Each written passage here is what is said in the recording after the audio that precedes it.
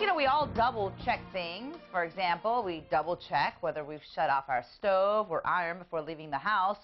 But people with obsessive compulsive disorder or OCD actually feel compelled to check things repeatedly or even create rituals. And here to talk about OCD and treatment options is Dr. Bradley Wajda with Esano Incorporated. Good to see you again, Dr. Wajda. Good morning. You know, I was telling you that I like this, the fact that we're talking about OCD, because I feel like some people feel they have a little bit of OCD. Is that true that everybody's got a little bit of that in some way or another? Okay. Yeah, everybody experiences that, you know, where you believe maybe you've dropped something out of your pocket and you wind up actually getting up and circling the chair to make absolutely sure. So. Is it having OCD a bad thing? And really, how can it affect our lives? Well, it becomes a bad thing when it begins to consume a lot of time, and it impairs your ability to actually function. There are people who I've treated that have gotten hung up even being able to leave the house. They can't, they have to go back and check the door and then check it again and check it again.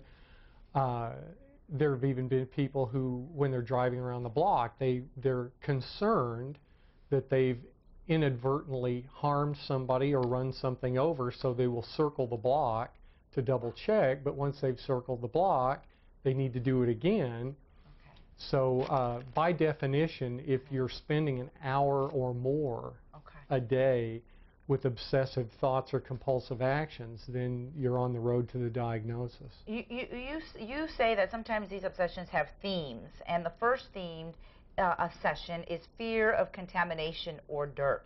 Right. Okay. A lot of people will use excessive amounts of antibacterial hand sanitizer, or they'll wash their hands repeatedly throughout the day to the point of chapping their hands, wow. actually causing physical injury. The next one is having things orderly and symmetrical. You've got to have that. That's one of the symptoms too? That is, and sometimes people get that confused with obsessive-compulsive personality, and those are two very different things. Oh. An obsessive-compulsive personality is somebody who's detail-oriented and a perfectionist, but it does not include obsessive thoughts or compulsive actions. Okay. And aggressive or horrific impulses, can you describe that? You may be a very mild-mannered individual, but you may have these thoughts of you yourself committing a very violent act, or you may have graphic images that are very disturbing. I mean, one of the hallmarks of obsessive-compulsive disorder is that whatever obsession or compulsion you have, at least initially you recognize it as something that's not normal, and it's something that bothers you. Okay. So even yourself can recognize that this is not normal, and that's when you realize I need to get treated in some way. What are some other symptoms and signs that someone might have OCD? Well, special numbers.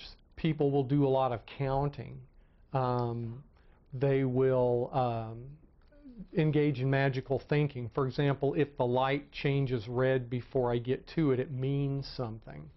You know, Jack Nicholson did a good job of portraying a person with OCD when he didn't want to step on the cracks on the sidewalk, because magical thinking meant something bad would happen. A lot of people also have fear of being contaminated by shaking hands or touching objects that other people have touched as well. Or they'll even be preoccupied with sticky substances. You know, even rituals can be, they have to pray a certain way. I had a patient who had to rub their feet on the carpet without any static? Well, without any interruption in the movement. It had to be a smooth movement before they could actually get out of bed, and if that didn't work, they had to lay back down and do it again. Wow. But that's because of this compulsive drive. Now you're taking a look at some of the signs and symptoms on your screen. Obviously we can't get through and elaborate on each and every one, but these are pretty obvious. I mean, images of you hurting your child, impulses to shout obscenities in inappropriate situations, avoidance of situations that can trigger obsessions, replaying pornographic images in your mind, skin lesions because of picking at your skin so much, hair loss or bald spots because you're pulling your hair. And you even say that you have even compulsions have themes. What do you mean by that, and what do those entail? The first one being washing, cleaning, counting, checking. We touched on these just a little bit too.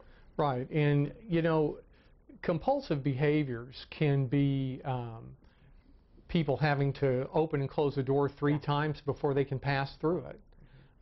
Again, we're down to rituals where maybe they absolutely have to have a certain towel and a certain kind of soap, or they simply can't shower. And sometimes these obsessive thoughts or compulsive actions consume more than just an hour a day.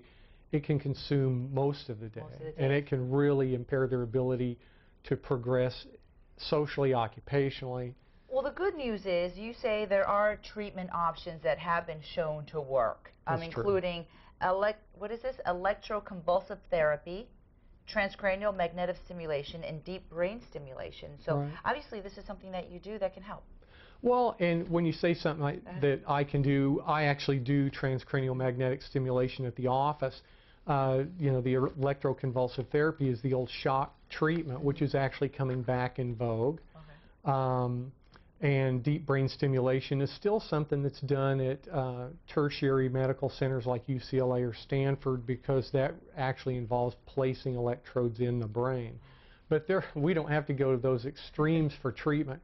Typical treatment is psychotherapy and medication, a combination of those. There are many different medications to choose from. Normally those are antidepressants. And there are a couple of very successful psychotherapies that are utilized. One's cognitive behavioral therapy. Another one involves basically exposure therapy to those things that trigger your obsessive thoughts or compulsive behaviors. So there are a lot of things that you can do before getting to those points on the screen there. So call Dr. Wajda at 999-9514. That is his number here in the Fresno area. If you live up north in the North Valley, he has an office in Merced on Olive Avenue, and that telephone number is 209-384-0800